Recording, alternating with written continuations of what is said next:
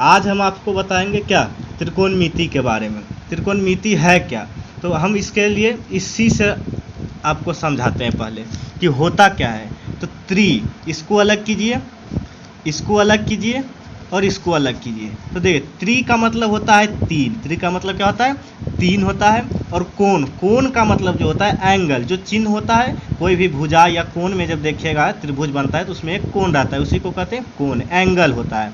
और मिति का मतलब होता है मापना, मिति का मतलब क्या होता है, मापना होता है। अब हम देखेंगे कि इसका परिभाषा क्या होता है। अगर हमको कोई पूछ दिया कि बताइए त्रिकोणमिति का परिभाषा क्या है, तो हम उसको बताएंगे त्रिकोणमिति का परिभाषा कि तीन कोणों को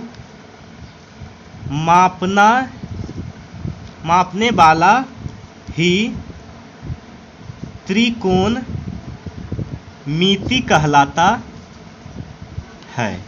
समझे, बोल रहा है कि तीन कोणों को मापने वाला ही त्रिकोणमिति कहलाता है। तीन कोण को जो मापता है उसे क्या कहा जाता है, त्रिकोणमिति कहा जाता है। ठीक है, अब देखिए त्रिकोणमिति में हमेशा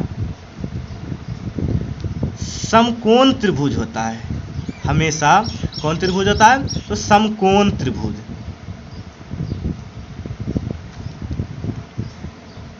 समकोण त्रिभुज क्या है, तो समकोण कहते हैं कि वैसा कोण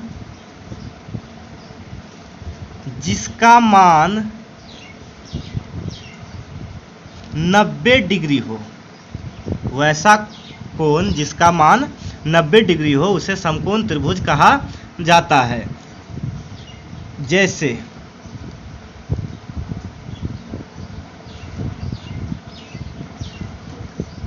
ये देखिए, ये जो है ये वाला, ये आपका कितना डिग्री का है, 90 डिग्री का, तो इसे क्या कहा जाता है, समकोण त्रिभुज कहा जाता है।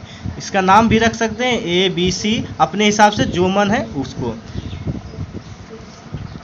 रुको, चलिए अब हम आपको अब तीनों भुजाओं का जो है नाम बता देते हैं।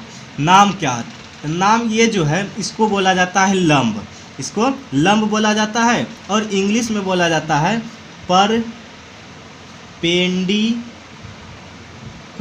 इसको बोला जाता है परपेंडिकुलर। और इसको बोला जाता है आधार बेस, आधार और बेस भी बोला जाता है इंग्लिश में। और इसको बोला जाता है कर्ण हाइपोटेनियस, कर्ण हाइपोटेनियस। ये जो रहता है हमेशा यही रहता है कर्ण, ये कभी भी बदलता नहीं है। लेकिन ये जो होता है प्रश्न के अनुसार बदल जाता है, कभी ये आधार हो सकता है और कभी ये लंब हो सकता है।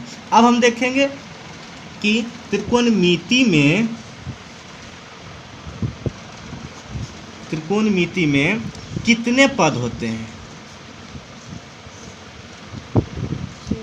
तो त्रिकोणमिति में जो होते हैं 6 पद होते हैं। कितने होते हैं बाबू, तो 6 पद होते हैं। अब देखिए पहला क्या होता है, तो पहला होता है आपका साइन थीटा। साइन थीटा बराबर होता है लंब बटे कर्ण, लंब बटे कर्ण होता है, जिसको हम P/H भी कहते हैं।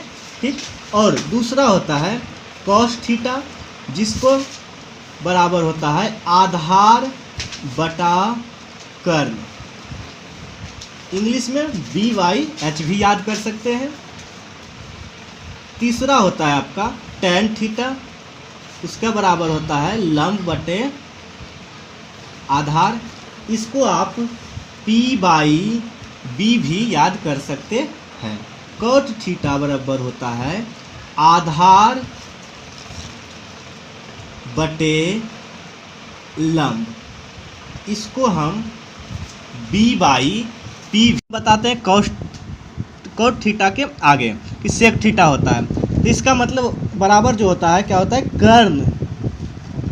कर्ण बटा आधार होता है, जिसको आप इंग्लिश में H/B भी याद कर सकते हैं, H/B भी याद कर सकते हैं। अब आता है कॉसेक थीटा। कौशिक थीटा बराबर होता है कर्ण बटा लंब, जिसको आप इंग्लिश में क्या याद कर सकते हैं, तो h/p भी याद कर सकते हैं। ठीक है, अब इसका एक ट्रिक है। ट्रिक क्या है, आप ये देखिए, पंडित बद्री प्रसाद बोले हरि हरि, नीचे से भी याद हो गया। अब ऊपर से याद करते हैं, पंडित बद्री प्रसाद बोले हरि हरि। ठीक है,